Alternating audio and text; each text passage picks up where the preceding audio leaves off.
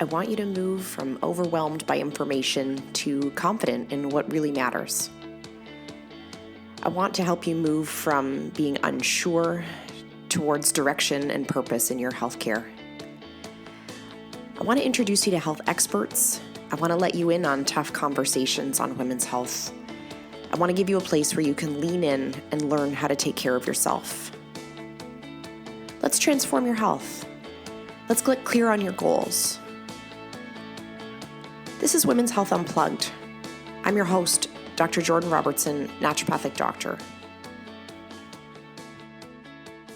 Welcome to another episode of Women's Health Unplugged. I'm Dr. Jordan Robertson. I'm a naturopathic doctor and I'm your host. And although we focus almost exclusively talking about challenges in women's health, today we're going to take a big 180. I'm so excited to be joined by my good friend, Yashar.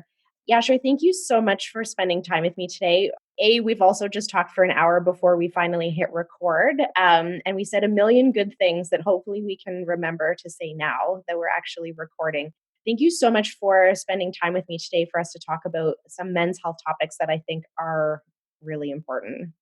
Absolute pleasure to be here, Jordan. I'm very much looking forward to this conversation. It's incredibly timely. So, I said men's health, but we actually off mic just decided that we're just talking about humans at this point, and this is not something that is exclusively tied to men's health. But I want to give a little bit of the backstory for why I wanted to have this conversation, and partly it's that when I'm working with women and even podcasting for women, we're on this journey of helping women develop a voice for themselves, helping them learn some language about how to advocate for themselves in their health journey. And often that either leads to women asking me questions about their partner, whether it be a male or female partner, and also noticing things about like the difference between their health journey and the things they're trying to overcome, whether it be feminism or patriarchy or whatnot. And then they have this partner who is alongside them having their own journey that either is in alignment with the work that they're trying to do or isn't. And so, Yashar, when I reached out to you, and I'm going to have you introduce yourself so that people understand where you're coming from, I wanted to have this conversation about toxic masculinity because I think it's just as important for us to be having this conversation as we are talking about the barriers to women being their best selves in the world. So that's what we're going to do is we're going to try and break down this conversation about toxic masculinity. And it's, I'm sure, going to evolve into many other side conversations. But before we get into that, can you just walk us through like who you are and what you stand for? And I'm so grateful to share you with my audience. Yeah, absolutely. Thank you again, Jordan. So my name is Yashar Khosroshahi. I'm a co-founder of a leadership development company. The other half of that company is actually my sister, and we decided to tag team and solve what we think is the issue or challenge within leadership. And we believe that leadership is both a privilege and a responsibility. We believe that everyone is a leader, but we're very aware that not everyone practices leadership skills. And so for us, we see leadership more than just a title. We see it as a tool for capacity building, first and foremost for the individual, and then for the collective, whatever that collective may be their family, obviously in the work or the community.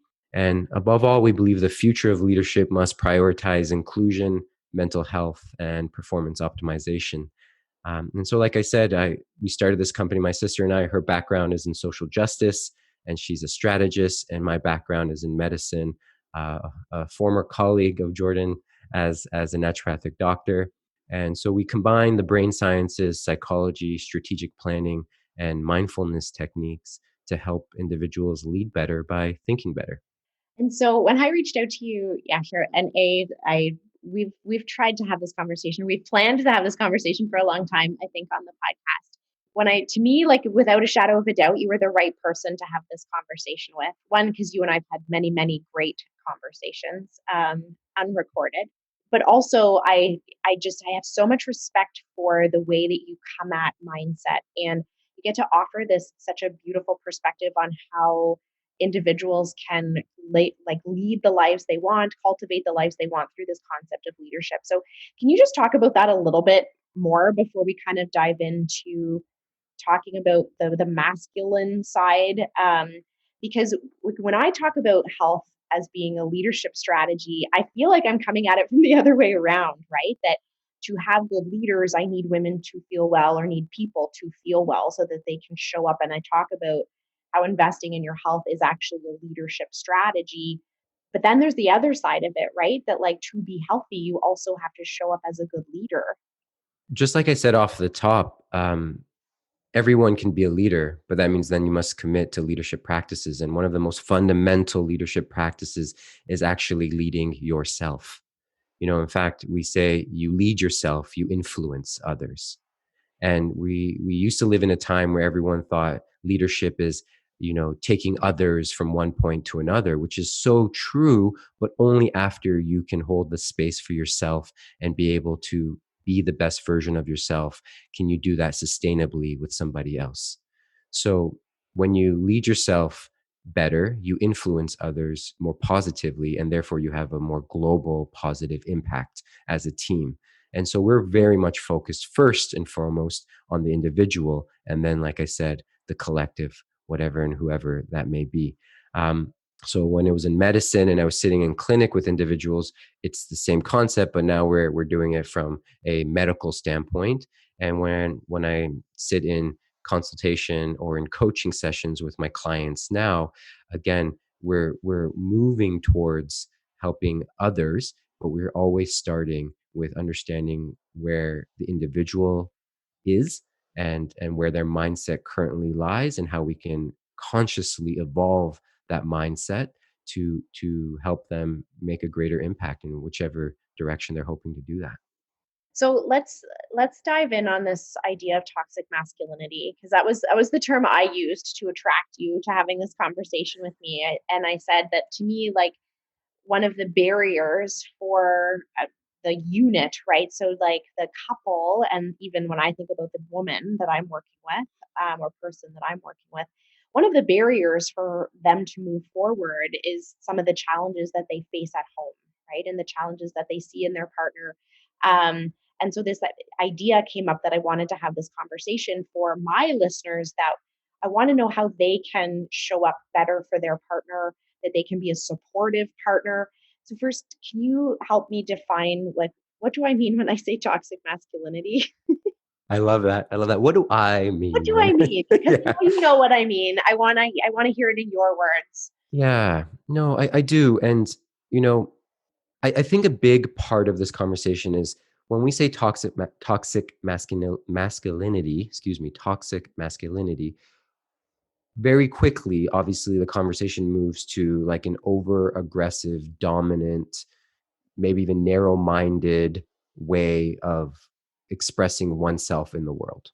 Would you agree, Jordan? Would that be kind of one of the more stereotypical descriptions of that? Yeah, like I see that as being part of it, but then I also see the subtlety of the expectations that a man may have of himself because of what he thinks his role is, or the pressure and stress that he feels as this provider, this gatekeeper, this person that, and maybe his partner doesn't actually believe in or expect those things of him, and yet he's holding himself to these, outdated expectations of what his life should look like and who he should be, and that's driving, those decisions and stress and whatnot. That's, I see that side of it too, and that's partly what I want us to talk about, because you're right, there's that like very like the very obvious, like, yes, it's very toxic to, we talked about guns, but like,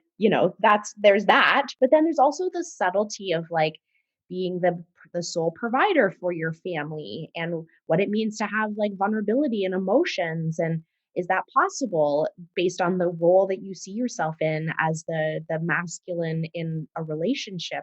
That's what I'm talking about too.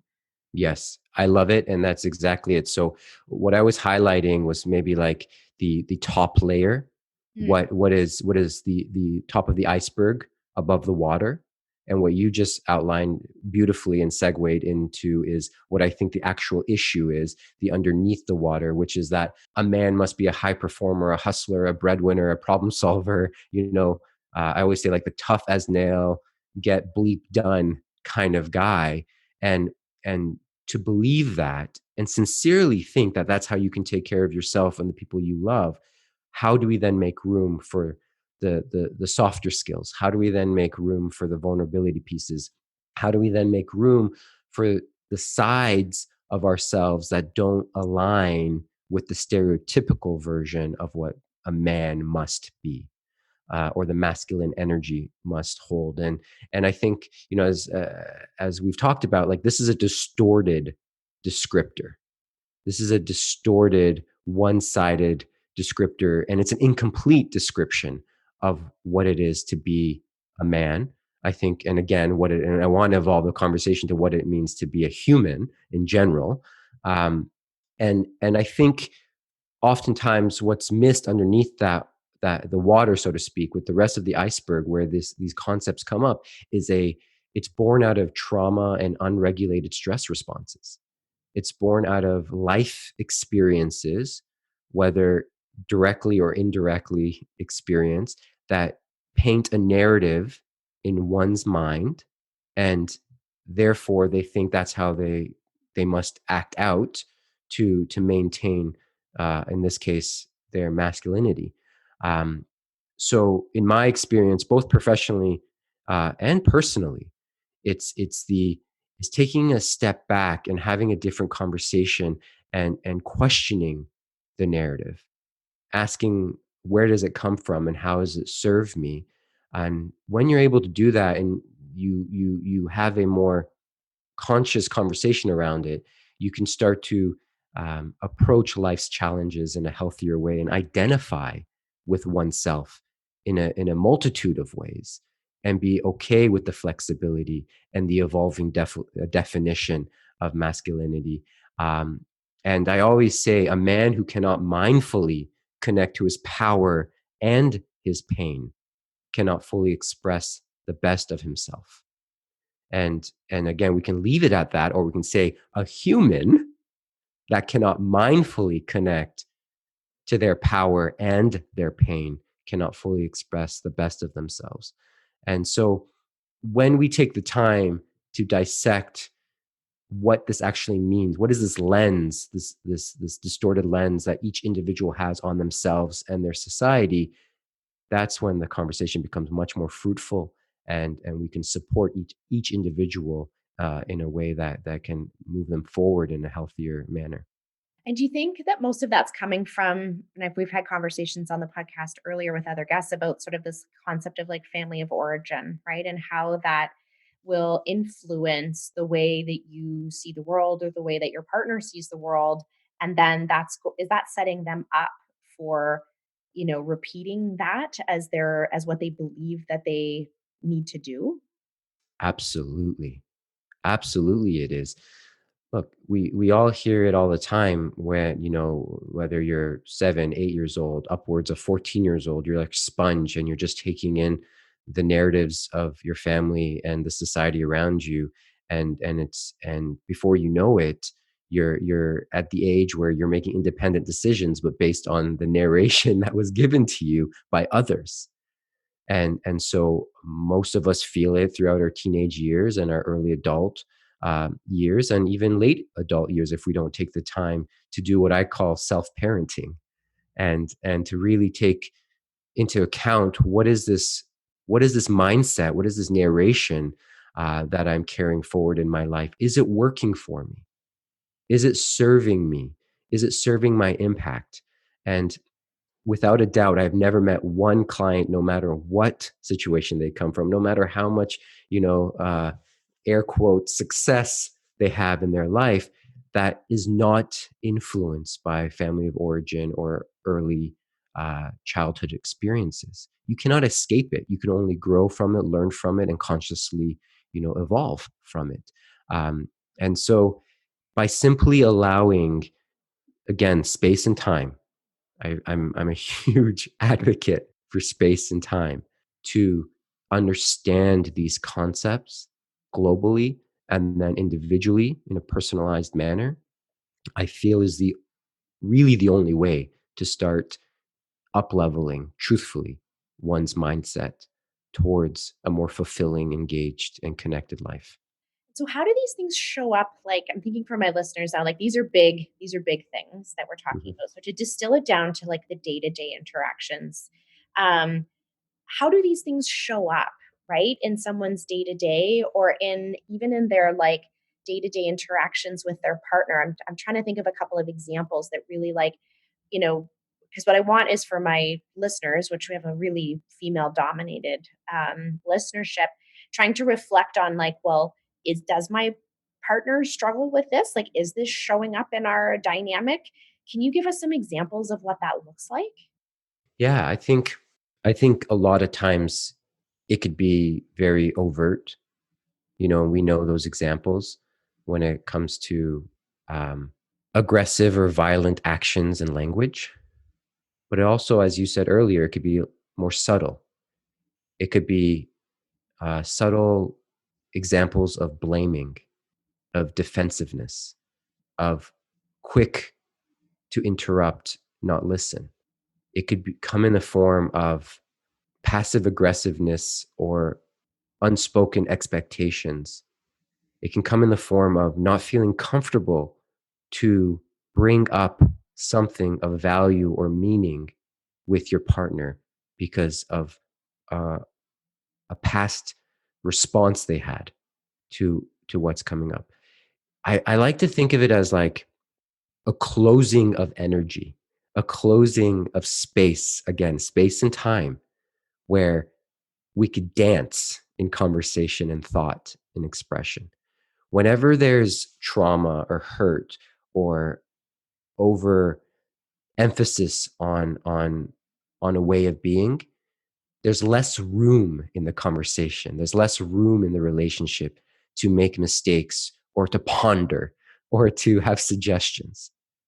And again, it can be on the far extreme other end of it where your partner is completely meek and doesn't feel capable of saying anything but yes, ma'am, right? And takes a back seat.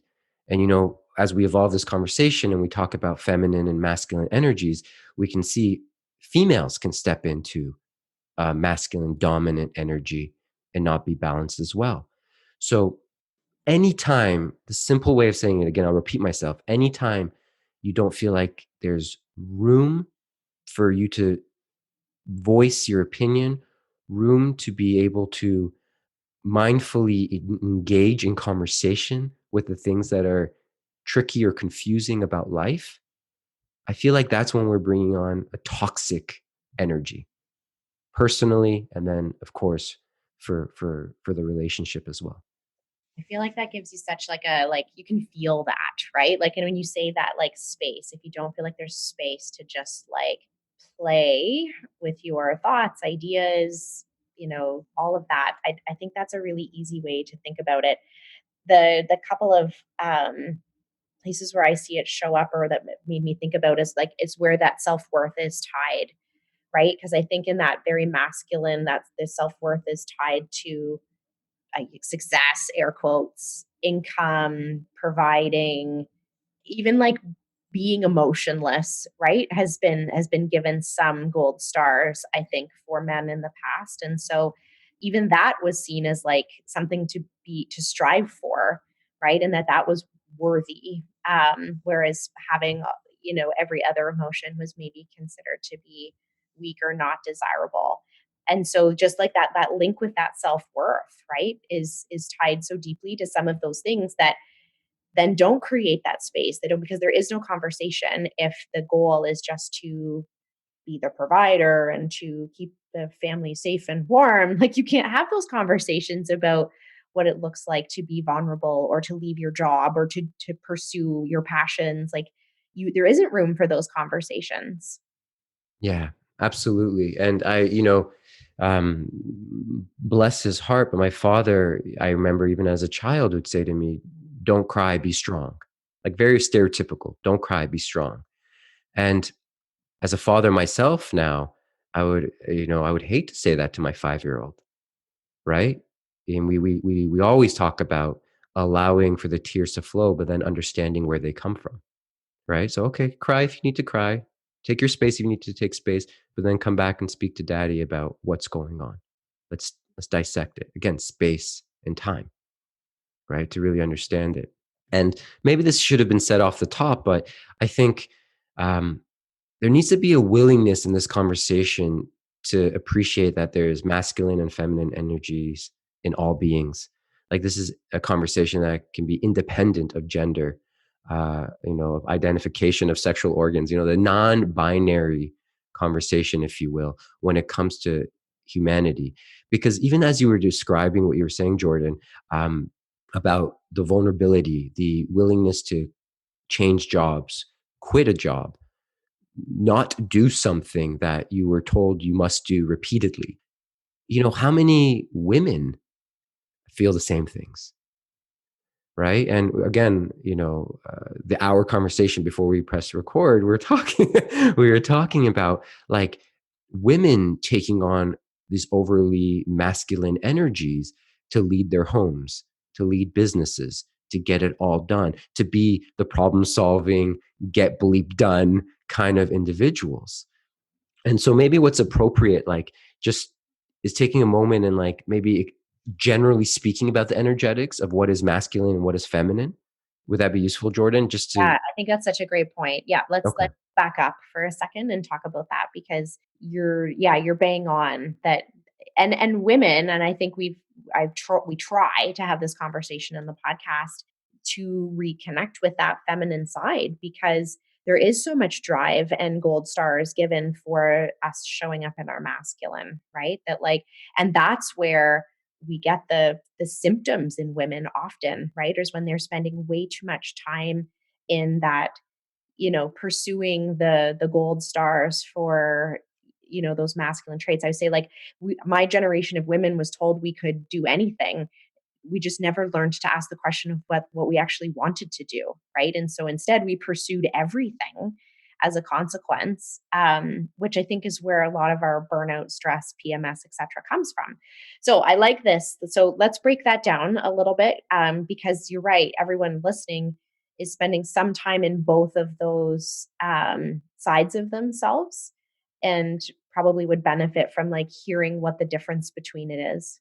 Yeah. Yeah, absolutely. So again, let's remember this is available to all living beings. It's available to all humans. So when we say masculinity, energetically, what we're speaking about, very high level, and we can get to specifics, is like a very goal oriented approach to each moment. Okay. So we're very goal oriented in the masculine. In the feminine, energetically, again speaking, it's a very open and attuned approach to each moment. So let me give you an example of something like breathing exercises and mindfulness, because you could do that in a very masculine way. So if you're goal oriented in breathing exercises, you could say, I'm breathing 5 seconds in and 5 seconds out. And you just have a stopwatch in front of you and you just keep doing it. I'm going to do it for 10 minutes. I'm done. Get up, eat my breakfast, and go to work. That's a very masculine, right? But most often people would think of mindfulness or meditation as a very feminine thing. But again, embedded in all things is a feminine and masculine energy. So how would you make that same breath work more of a feminine energetic? Well, you could do your 5 seconds in and 5 seconds out, like the goal oriented masculine energy, but then you could be open and attuned to what comes up for you. You could be okay with the discomfort of thoughts that come up for you. You could be okay with the fact that you're like, I hate this practice and I kind of want to get up and do something else. And you can be attuned to that and not necessarily have to do much about it, but just have space for that feeling within you. But then you can stay goal oriented. And I know I said I'm going to be here for 10 minutes and continue doing your breathing. And now that marriage of the masculine and feminine within that single act of sitting and doing a breathing exercise makes you a more complete individual and makes the exercise more complete. So now take that same concept and apply it to every single thing that you do or relationship that you have. The masculine being goal oriented, it's logical, it's focused, it's confident, it's protective, it's boundaried.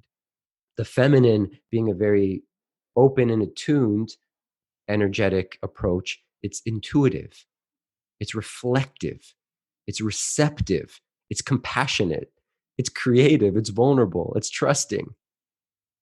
I tell my clients all the time, to be masculine boundaried without feminine receptive or reflective, you're imbalanced. To be logical, which is a masculine trait, and all of these should be in air quotes, by the way, to be masculine logical, but not to be, again, authentic or vulnerable in your logic, or open in transforming the logic, then you're imbalanced again. To be honest without being creative or intuitive, you're actually maybe just being a mean human and disconnected from the people around you or yourself. And so, there's tons of examples we can give around this, but I think it's super important as we move through this conversation to constantly go back to the idea of it lives within all of us. And it's the conversation around how attuned and aware are we of these pieces? And then what is our goal as we become more aware of this? Again, I just balance the masculine and the feminine, even in that sentence structure. Mm-hmm, mm-hmm. And the way this plays out at home is when you come home or when I come home and say, my day was overbooked and I'm tired. And my husband goes, you just need to book a 45-minute lunch.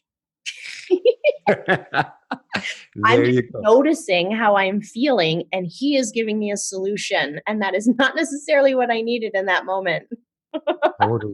Totally. But I bet if he just was receptive to you and had a conversation through it, and you got to express what you need to express, and then got to the natural point of the conversation where you're like, how can I do this better? And he offered that, you'd be like, yeah, that makes a lot of sense, honey. Thank you. Mhm. Right? Yep. Yeah. I had a client the other day say, I don't get it. My wife loves it when I'm logical, but she also hates it that I'm logical. And I said, I bet we can dissect that, and we'll figure out what actually is the challenge there. And I'll cut to the chase. But essentially, when he was grounded and open and listening and understanding her point of view, she loved his logic. When he was quick to the punch, just book a 45-minute lunch, you'll be fine. His logic was a pain in the ass. So it's a tool. These are all tools. You put a knife in a surgeon's hand, it saves a life. You put that knife in a murderer's hand, it takes a life. What's the problem? The tool, the knife, or the mindset, the use of the tool? I'm always arguing about the mindset, the use of the tool. So anytime we can take these things that we're learning in podcasts and books and webinars and seminars and our own meditations, come bring it back and balance it in conversation. How is it working for me? How is it not working for me? How can I do it differently? How can I be more open and honest? How can I be more creative and playful and supportive? Like, you just keep asking yourself these questions. Naturally, if you're willing to do the work, you'll notice you're becoming a more balanced version of yourself, and then being able to hold space for others to do the same. I think where I was noticing this showing up in my world was that I would get the partner who was dragged to a healthcare appointment, right? And I know you've had this experience too, where you Yes. have incredible success with one person or one half of the partnership. For me, again, often the female partner, and they want their male partner to lower his cholesterol, right? Like lower his blood pressure. He doesn't sleep that great. And so he'd be dragged to these appointments and would sit across from me with literal crossed arms and when I would say, well, I start every appointment, I want you to sort of describe why you're here, what you want my role to be, etc. And they would say, well, my partner made me come. And at first, and that annoys me, right? Like, to be perfectly honest. And I came to the point where I was like, I'm not working with anyone's partner. I don't care what tow truck they used to drag them here. I'm not working with that person. And then it took me a long time to realize that part of their disinterest or seemingly disinterest was actually that they couldn't engage on that because that was very, very soft to be at the naturopath, right? That was not something that they were like even capable of being vulnerable about. And when I started to look at it through that lens, I had so much more compassion for that poor man sitting across the table from me, that it's not that he was disinterested in himself and in his health, it was that he couldn't, right? Like he like couldn't be excited or interested in it because of this narrative that he had about what that would mean if he was to lean in and uncross his arms and have a conversation. Yeah. Yeah, it's an incredibly important distinction to be made, because some people, I think, are not even willing to go to that part in their mind or their heart where they can admit that this is hard, right? Like some people will just put up such a wall, um, that I always say you can't work harder than the person across from you, right? So there's a distinction to be made there. Is this person going to put up a wall and fight and die on that hill? Or is this person, like you said, needing a different approach, maybe in a more sophisticated way, so that they feel open and safe in this conversation? And there's a multitude of ways to do that, but usually the common denominator to have that conversation comes back to really identifying big, meaningful goals that this individual has, not even necessarily for themselves, but for their impact on their family. Again, if they're continuously sick, how does that impact their relationship with their children, their wife, their other partners or friends, or the twice a week hockey they like to play? Like you just kind of have to figure out a way that to soften that stance. But I would say majority of people fall um, into the latter. They fall into the space of I'm not used to this versus this is the hill I want to die on. And that's where I think in relationships, even in homes, like partners can help one another by by trying to hold space for each other and making it more common and more of a normal thing in a relationship. Um, and if you're like listening to this, you're like, well, how do I hold space for somebody else? I think the first place you can start is by when you recognize someone as being emotional, is just allowing it to be what it is. When someone is feeling frustrated, angry, sad, scared, just acknowledging that that's what they feel. That's it. Done. And staying there. Most, like you said earlier, Jordan, most of these wounds come from childhood experiences. So most often, people weren't demonstrated to what it looks like to be in a safe space with tough emotions.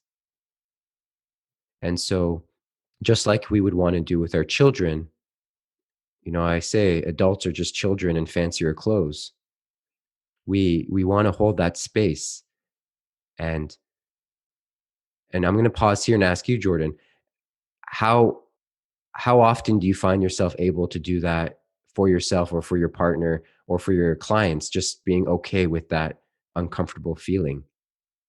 Yeah, see, I have such a good fortune of that being a huge part of my, I'm going to call it training. It's not the right word, but my entire undergraduate experience was on personal development. So it was under the guise of health sciences, but I had this like beautiful good fortune of actually doing my undergraduate degree in communication, conflict resolution, and personal development.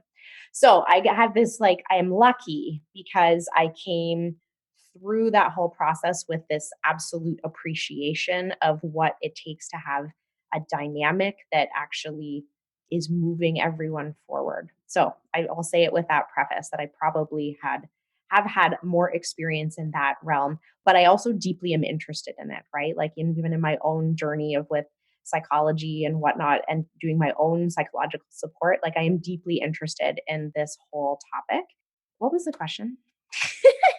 I was just, I I lost think it you as I started was to answer it because I was asking like how. How comfortable am I? Mhm, mhm. Because to me, like, I feel like that's where that's the secret sauce, right? Like, that's the magic of where all of that good stuff is, right? Is in those uncomfortable moments. But I will admit that I it's taken me some time to recognize that thread of toxic masculinity in my family history, to recognize like what some of the barriers were for the males in my life and upbringing, that they had some barriers to them achieving their highest self.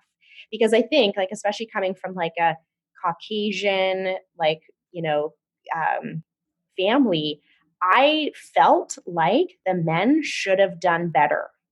I Hmm. felt like they had every opportunity at their disposal to do better than they did, and often blamed a lot of the like men in my previous, like, in my family history, for not showing up for the women in their lives, for not being vulnerable, for being these closed recluse. Like, I blamed them, and it has taken maybe until this year for me to acknowledge that they had barriers too, right? Like, just like my grandma who never complained about her Parkinson's, who couldn't, right? Like, we congratulated her for not complaining, but the reality is that in her world she couldn't ever complain, and yet we saw that as a positive thing. That I didn't have the same grace for the way I saw, say, my grandfather's role, right? Because I thought he should just do better, because in my mind he had every opportunity to, but he didn't, right? Like, Yeah. he had barriers too. And I think this year I've come to understand that more deeply. And I'm willing to look at that a little bit more closely, which is very vulnerable. Yeah, and at the end of the day, we're all looking to maintain a form of connection to an identity or to a group of people or even ourselves. And that may seem like, okay, well then you should be more open and honest and kumbaya about the whole darn experience. But no, that's not actually what it means. It means if you have an identity or a lens in which you see yourself, you will do your very best to hold on to that, because the change or the ripping of the band-aid is quite painful. And so to not complain though you're going through something like Parkinson's is an identity. So you're maintaining connection to that identity, which is safer than dismantling it. And and so when we're doing this work as individuals or professionally or however you want to look at it, you have to be very aware that there's going to be change, and that change comes with discomfort, emotional, psychological discomfort, because you're changing your view of the world. And we know that the brain is a meaning making prediction machine, right? I love That that. means, I feel like yeah, it's a mean, sorry? I want to write that one down. I feel like Yeah, you're right.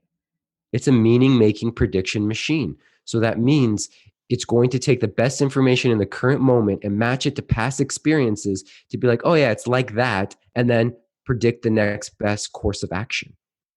So anytime you take information in the present moment and then you notice it matches to the past history, but then say, nope, I'm going to do a little bit different, your brain's going to be like, sound the alarms. This person's going rogue on us. So that's going to feel sucky. And that is why it's important when we do this work and we actually want to dive deeper and deeper. And when I sit with my clients, is that we have anchors, we have concepts, personalized anchors and concepts of oneself. We call it your best leader. These are psychological anchors of the best version of yourself. And there's ways of getting there that we can speak to later of interest. But then we connect it to anchors of impact, what you actually create in an ideal outcome, in an ideal space, in an ideal relationship. And then we grow it to the people outside of your immediate circle. And when we line up all of these ideas and concepts and we practice them and we embody them, then when the alarms go off, you have a cheat sheet in front of you that says, hold on, I know. This is uncomfortable. But by me not jumping in and giving my opinion and being receptive and reflective, as hard as it is for me, it leads me to better goals. By me not trying to just be completely logical right now and shut down the conversation and just being grounded and open to what my partner's telling me, it leads to a better outcome based off of my impact, based off of my goals, based off of my personalized anchors.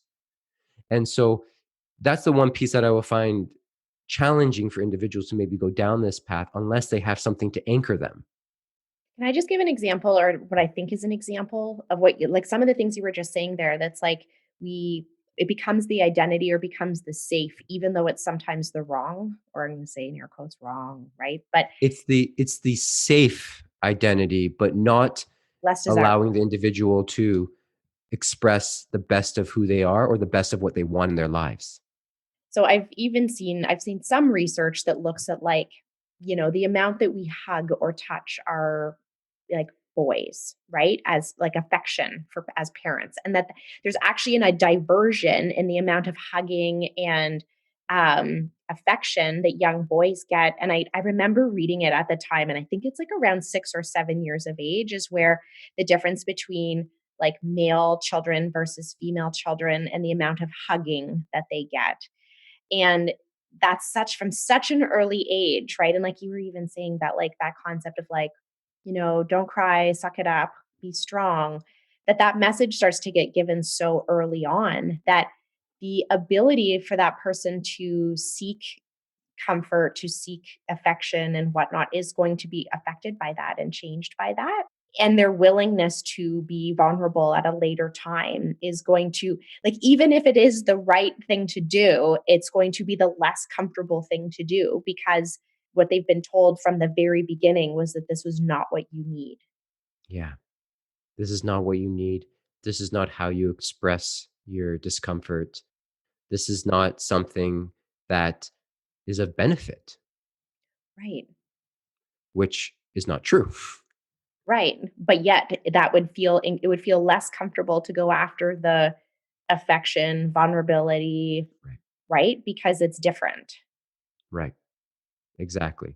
And that's why, you know, participation in this type of conversation requires two things: the belief that something can change or grow. Let's say the person, the belief that I can change and grow, and then the desire to do something about it. Right? Because you need both of those things to be able to meet the discomfort you just spoke of or the change that you spoke of. Because if I don't have the desire or the desire to do better and the belief that things can change, then why would I ever risk that uncomfortable feeling of going for a hug or a kiss or just a soft look and saying I'm hurt? Right? Why would I do that? Again, because we want to be connected to the identity, to ourselves, to whatever we think is safe around us. I'm not going to risk that.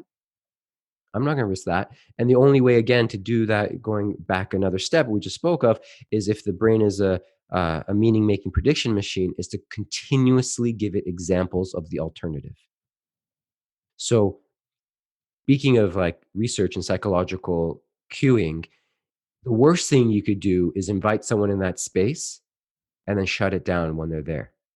I was just about to ask, like, how does the listener do this, right? Like how and it's not their responsibility to fix the other person, but yet I think in a partnership, there's a lot of things that we can do on a regular basis that are becoming barriers for our partner to move forward.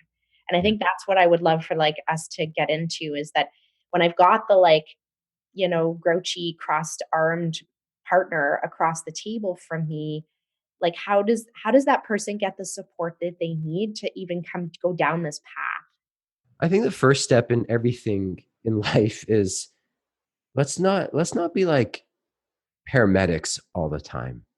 By that I mean like let's not try to solve issues when we're like, you know, in a traumatic situation. And it's an emergency. Yeah.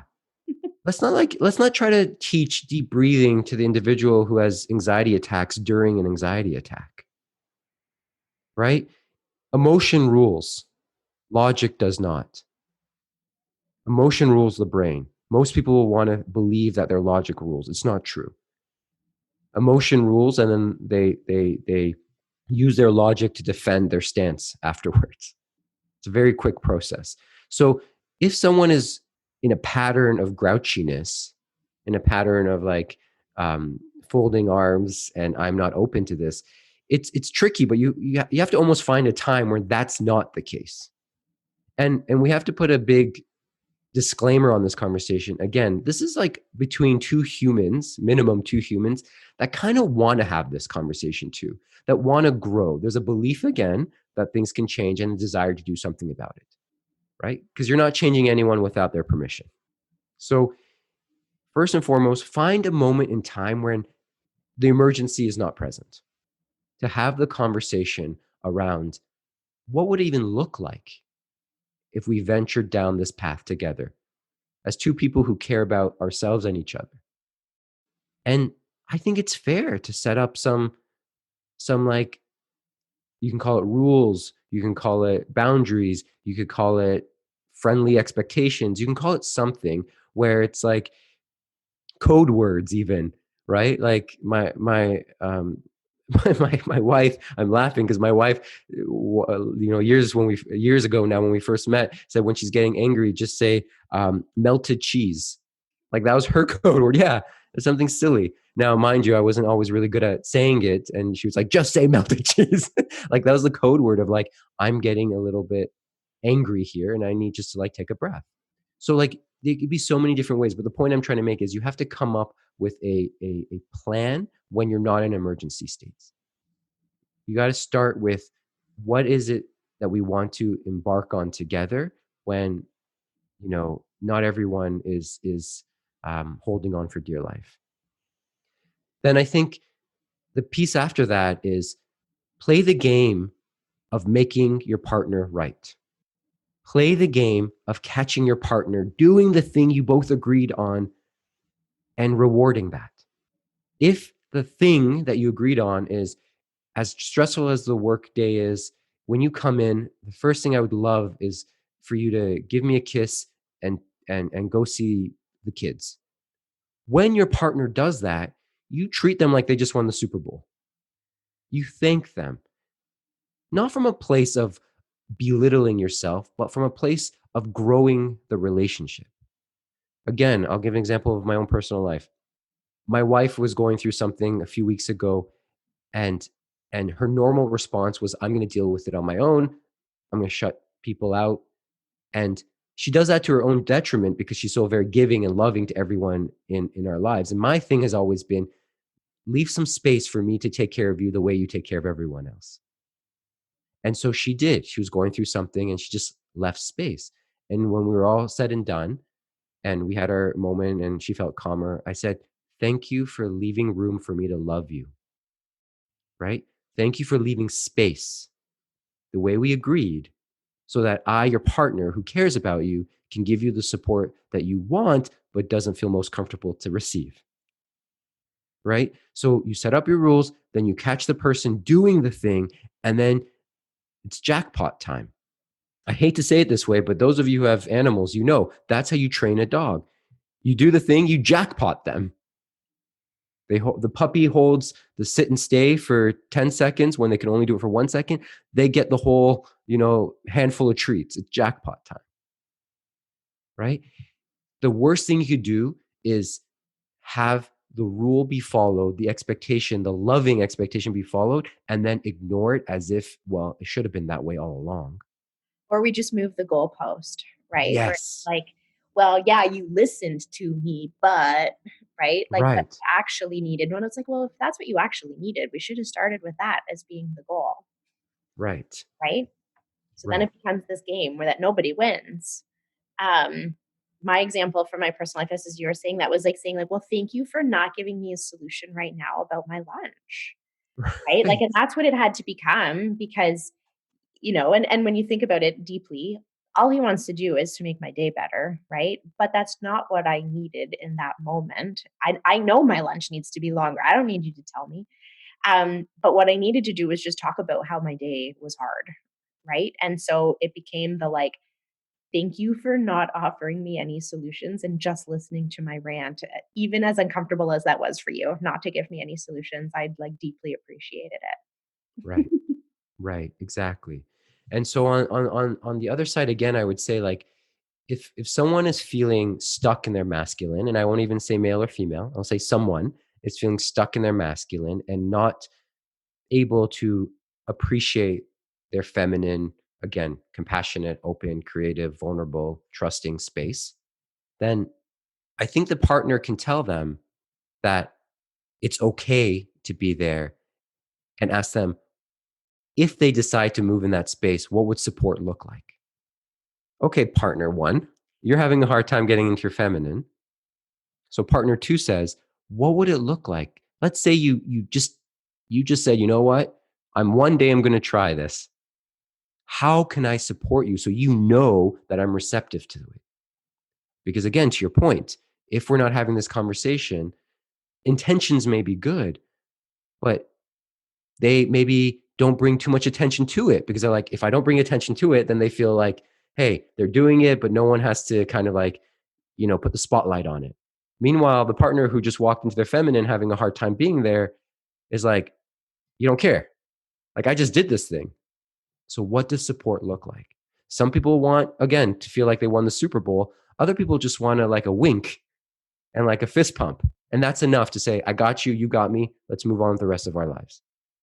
So these are the unspoken pieces that if we don't take the time and energy to examine between partnerships, we're missing cues. It's just poor communication. We're just missing the cues, the invitations. And then it looks like we invited someone into a space and then we didn't care, or we cared in the way that they didn't find reasonable. Mhm, mhm. I think like just trying to think about this whole conversation, right? And I imagine for women that are listening or for people who are listening, right, that some like there's a little bit of a light bulb there that maybe you're, what appears on the outside to be the disinterested partner maybe isn't disinterested, but actually has massive barriers to engaging in this way, right? And I imagine, and we talked about this a little bit off camera before we started, but my husband's looking for a book, right? And he's scrolling on his iPad looking for books, and he was like, "There are no books for men." He's like, "There are only books for women, and for women to be strong and powerful and stepping into their bigger selves." And he felt like he like literally couldn't find a tool to give him what I get from like Glennon Doyle and and Brene Brown. Like I've got the whole stack on my bookshelf, and he feels like there wasn't that like there's nothing speaking to him in that way. So it's not that he's disinterested necessarily, but that he feels that there are these barriers to him being able to explore this idea or these concepts that maybe are at the fingertips of the female partner right now. And so as you're listening, it's maybe not that your partner is completely disinterested, but that they either can't imagine themselves taking those risks, right? Because of their upbringing or the way that they perceive their self-worth or how they identify as being more masculine. They don't even see the possibility of taking those steps, right? But then also, we potentially are setting up our partners for some failure if we're not holding that space and giving them that time to be able to step into that, right? Yes. Yeah, absolutely. And again, when we were having that conversation before we started recording, um, I said, "Oh wow, okay, that's a point of view that I don't share or I didn't have, and not because um, You're talking about the books. the books, yeah, sorry, about the books, yeah. Uh, but because I think moving the conversation to again, a conversation of humanity and how our mind bodies are connected, um, can oftentimes be more fruitful. And so I didn't think of it that way. Like what Brene Brown says in her book, I think is so very unisex, right? It's just it Mhm. just it just applies to people. Um, but but going back to your point about the space, um, absolutely it goes to what we were just speaking of. It's you have to identify, what does that space look like, and then how can you support it? What does that space look like for the individual, and how can you support it? And again, sometimes the work has to be done not with you. Sometimes the work maybe has to be done with a professional, and then bring it into the family dynamic. Many clients that I work with, the men love having conversations once they get their mind around what is it actually about, what does leadership actually mean, and then taking that concept or conversation into the family unit. So being open to you not needing to hold that space initially, and letting them explore on their own. So there's multitude of ways, but it goes back to the fundamental questions that we've been asking. What does it look like? What are the rules of engagement, and what does it look like to be supported? And then how do I support you once we get there? And then how do you get all the dog treats at the end How when do you get the jackpot? We all want the jackpot. We all want to be acknowledged, right? We all want to be seen and acknowledged in one form or another. Um, and so when we miss the cue on that, it could be really hurtful. It could be really hurtful, especially if someone is taking a step in the right direction. And when I say right, again, air quotes, for your relationship. It looks different for everybody. Um, and it's any relationship. Like, again, my work life right now is painted a lot in the leadership conversations at work, but it's the same conversation. When someone at work does something, you need to acknowledge them, right? You need to be able to see them, and for what they've done, not say, well, you work for me, I expect you to do this, right? There's very, very limited times where that probably is acceptable. Just be like, well, it should be this way. Stop shitting all over yourself. So if you had to sum up what we were just talking about, or what, I guess more what I want to know is, like, what's your big passion, Yashar? Like, why are you here? Right? Like, what's your big mission for helping people move forward, and some lasting words that you can leave our listeners with? After 10 years of being in clinic and working with everyone from semi-professional athletes to end of life care, you quickly realize that we're all actually after one single conversation. And that single conversation is, how do I access the best of myself so I can connect the best to the people that I love? I don't care how anyone dresses it up. That's what you're after. And the more disconnected you are from that truth, the more hurt you are. That still doesn't mean that you're not in search of that. So the reason why I got into the work I'm doing now with Mindshift Leadership is because a lot of those sick people came from the workplace. And a lot of those relationships were toxic, overbearing. And I quickly realized that I got into medicine for people, but really, truly, what I was getting into is how we can be better with one another and ourselves. And so, in my eyes, transformational leadership, the type of leadership that I like to believe that our company teaches, is one of the greatest embodiments of the conversation we just had, the feminine and the masculine. It's one of the greatest embodiments of showing up as the best version of yourself, to take care of yourself in a way that allows you to take care of others better, in a way that allows you to hold space for each individual to show up as the leader that they are. And in a time where we're all feeling stress, in a time where we're all feeling divided, in a time where we're all feeling disconnected, it it couldn't be more topical to sit back and consider, what elements of oneself could I be more open to and receptive to and transform into, so that not only can I appreciate myself and love myself and grow within that relationship with myself, but again, to help the ones around me do better. So I've dressed it up in a leadership development company, but the thesis for all my work forever has been humans and human connectivity, and the connective tissue that is our collective. And so I really appreciate you taking the time to having this conversation with me. And to whomever is listening out there, I hope you picked up one or two tidbits to help you step into your leadership in your life in an empowered way. Oh, I think what you say is just so brilliant. I love this conversation. How can our listeners get in touch with you? What's the best way for them to connect and learn more about what you do? And yeah, how can they get Sure, connected? absolutely. You can find me at mindshiftleadership.com. And if you go on that website, there's a tab called free, and you can actually download a free Your Best Leader visualization where you can come up with your own psychological anchors. So, kind of what we were chatting about right here. It's important to have an idea of where you're coming from first before you look to change somebody else. And so, that's a free tool that we give out. It's just a little bit about that, just to say that that exercise is about a 15-minute exercise. But when we work with leaders, we'll run it up to about an hour, sometimes an hour and a half of deep um, self-reflective work prior to teaching anything about the brain science or leadership strategies.